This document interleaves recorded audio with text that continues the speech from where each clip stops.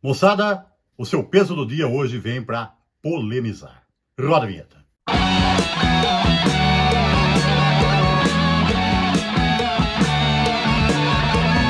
Saudações pesadas, moçada, é o seu peso do dia chegando com mais um assunto aqui de rock and roll. E, como faço sempre antes de começarmos, peço para quem ainda não fez inscrição que se inscreva no canal, que dê o seu like para a gente continuar aqui fazendo o canal crescer, ok?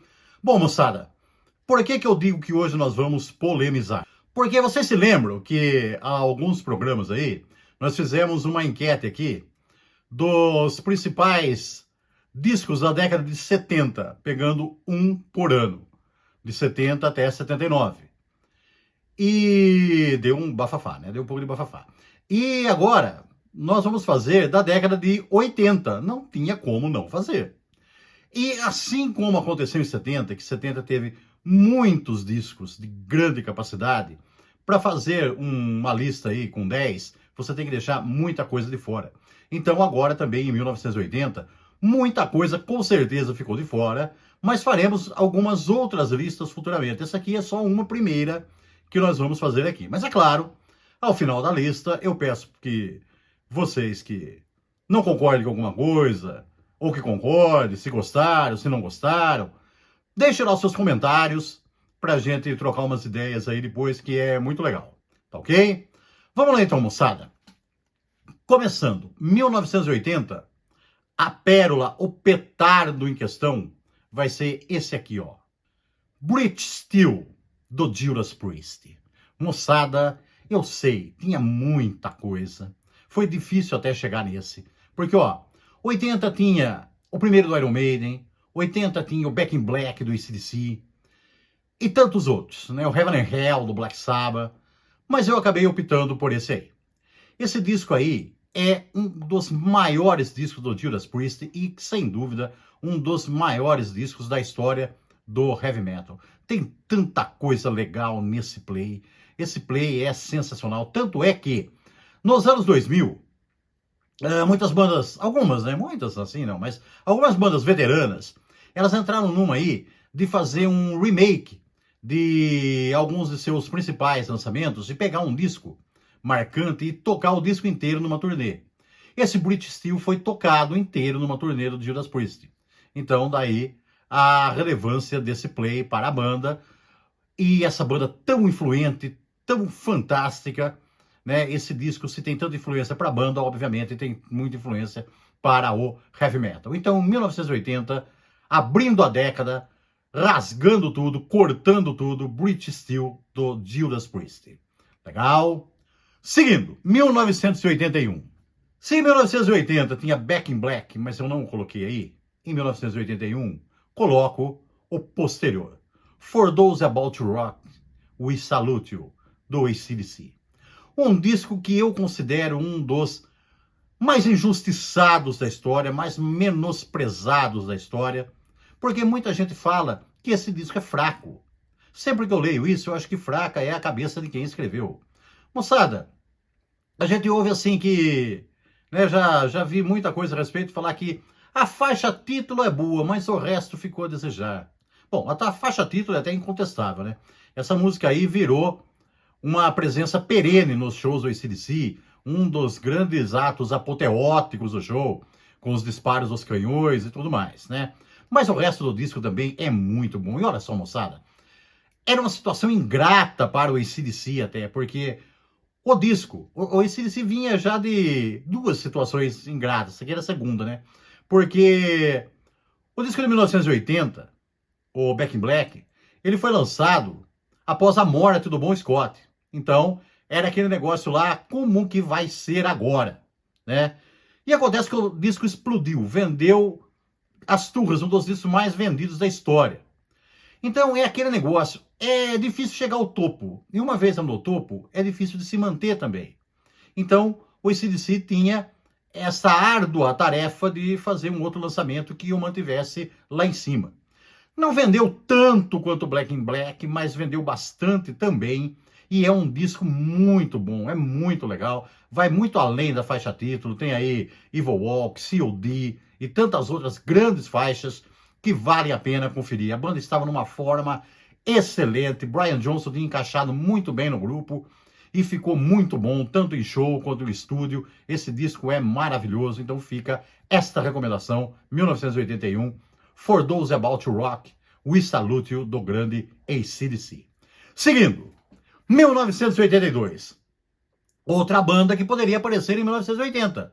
Se eu não coloquei o primeiro do Iron Maiden em 1980, coloco agora The Number of the Beast em 1982, que não é o primeiro do Iron Maiden, mas é o primeiro com o Bruce Dickinson, né? Após a saída do Paul Di'Anno, o primeiro álbum do Iron Maiden gravado com o novo vocalista, o Bruce Dickinson, que vocês sabem, ficou tanto tempo na banda depois, deu uma escapadinha, voltou e está até hoje.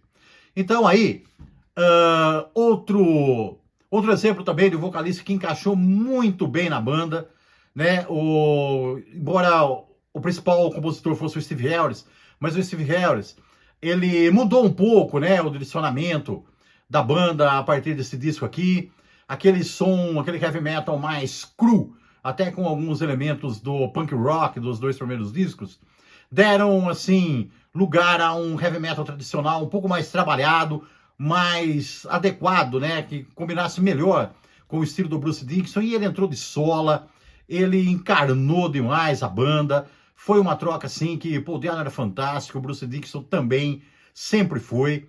Ele encaixou muito bem, o disco é sensacional. Um dos grandes clichês até na New Wave of British Heavy Metal, mas um dos principais lançamentos da década da New Wave of British Heavy Metal e de toda a história do Heavy Metal. A faixa título, The Number of the Beast, né, a Run to the Hills, a Hallowed Be Thy Name, são músicas que ficaram também perenes nos shows da banda ao longo aí dos milênios, e é um disco sensacional, indispensável para qualquer discoteca heavy metal. Seguindo, moçada, 1983, aparece aí o mega ultra hiper platinado Pyromania do Def Leppard.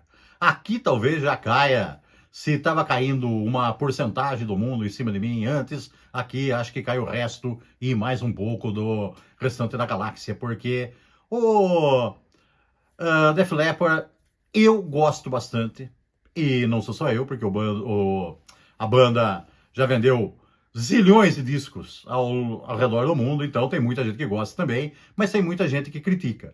Esse disco, moçada, é maravilhoso, um grande play, que eles não sabiam, né, antecedeu depois uma fase bastante difícil, com um acidente lá que causou a mutilação do Rick Allen, né, com a amputação do seu braço esquerdo, mas depois eles deram a volta por cima e continuaram vendendo muito, fazendo shows, estão aí até hoje firmes e fortes na estrada. É um grande disco, aqui tem Fooling, aqui tem Dark of Ages, aqui tem Die Hard the Hunter, aqui tem coisas maravilhosas nesse play, que é altamente recomendado, e coloco ele com muita alegria aqui para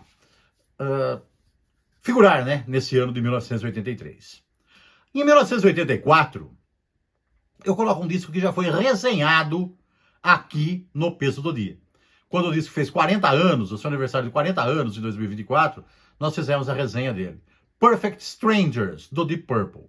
Então até nem vou falar tanto dele aqui, porque tem uma resenha legal dele lá. Quem não viu, dá uma olhadinha no canal, confere lá, assista essa e outras resenhas que nós temos lá de plays.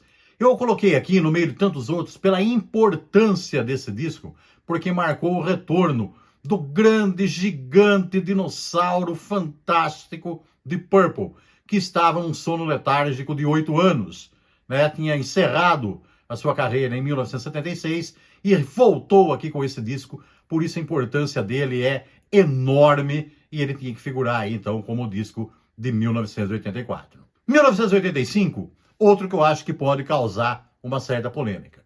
No meio de tantos grandes lançamentos de 85, eu escolhi esse aí porque eu acho que é uma banda meio subestimada também, que podia ter sido mais bem vista pela crítica e pelo público. Exodus, com Bonded by Blood, o seu disco de estreia.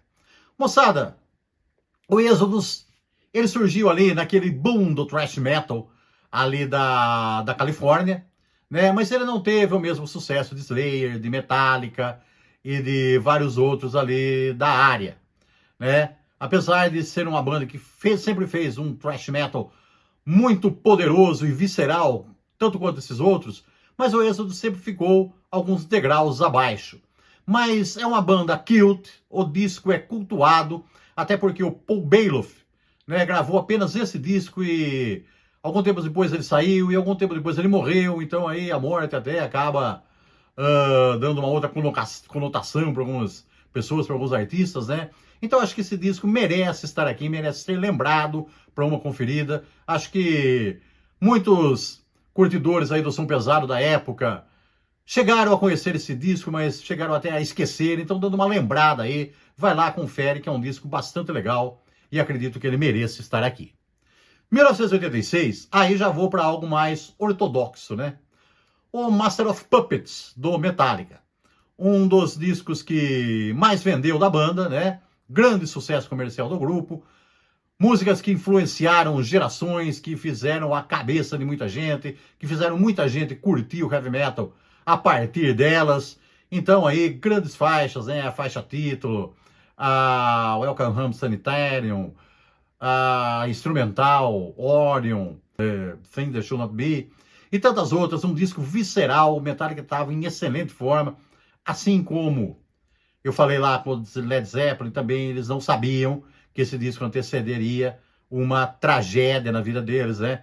Na excursão desse disco, na turnê, aconteceu a morte do baixista Cliff Burton, e só que a banda continuou, né? Com Jason Newsted, e aí é outra história. Mas é um disco fantástico, um dos melhores do estilo, sem dúvida, que merece estar aqui, um dos melhores de todos os tempos do heavy metal. Agora, em 87, um outro que eu acho que também vai polemizar. Talvez alguns de vocês possam até perguntar, que disco é esse? Não sei. Esse disco é Frehley's Comet, o primeiro álbum, o primeiro disco da carreira solo do grande Ace Frehley do Kiss, né? Eu sei, esse Frehley lançou um disco solo em 78, mas quando ele estava no Kiss, quando todos os quatro lançaram cada um seu disco solo. Mas aí esse Frehley saiu em 82 do Kiss, e muita gente ficou naquela, bom, agora ele vai para uma carreira solo, porque ele até anunciou que seria o que ele faria, mas ele ficou travado, a carreira solo dele não acontecia. Então quem gostava do Ace Frehley, como eu, por exemplo, ficou naquela situação assim, pô, cadê o Ace? Por que o Ace não consegue fazer sua carreira solo deslanchar? Não se sabe ao certo por quê. Talvez por causa daquele passado dele, né? De tanta farra, de tanta bagunça no Kiss. Talvez lhe desse uma fama meio complicada que fazia as gravadoras torcerem o nariz. Mas, finalmente, em 87, pintou esse disco da sua banda. Uma banda que ele arrumou, assim, que foi uma banda muito legal, sabe? Ele colocou aí um músico jovem, que foi até quase que uma descoberta dele, o Tony Howard, né? Para fazer vocais e guitarra base. Ao lado de dois outros músicos mais experientes, o Ted Reagan, lá que tinha feito um grande trabalho já na banda do Peter Frampton, e o Anton Fick, aliás, John Reagan, não Ted Reagan, não sei do técnico, John Reagan, que tinha feito um grande trabalho já na banda do Peter Frampton, né, baixista, e o Anton Fick, baterista de estúdio, que tinha gravado o álbum solo do Ace Frehley, já havia colaborado também em alguns discos do Kiss. Então essa banda foi muito legal, o Ace Frehley liderou legal, fez um disco muito legal, e assim, ó, os fãs do Kiss, como eu, para esse disco aí foi muito importante, foi muito legal, até emocionante esse disco ter aparecido, por isso que ele figura aqui em 87. Beleza? 1988. Depois do grande sucesso de Appetite for Destruction, um outro disco do Guns N' Roses, o Guns N' Roses Lies, que traz um lado aí com covers, né? Como Mama King, do Aerosmith, por exemplo, e um outro lado aí com algumas canções semiacústicas, com destaque aí para Patience, a balada. Tem muita gente também que achincalha o Guns N' Roses, que xinga o Guns N' Roses, que fala que o Slash não toca nada, que fala que a banda é marqueteira, que fala que o Axl Rose é um C, 3 pontinhos, e é mesmo, né? Sempre fez questão de ser. Mas, moçada, a banda sempre foi legal, sempre fez um hard rock legal. Não dá para ouvir esse disco e não considerar, não curtir para quem gosta de um hard rock legal aí. Então, pela importância que a banda teve nos anos 80, esse disco figura aí em 1988. E para fechar a década, 1989, o Sonic Temple, do The Cult.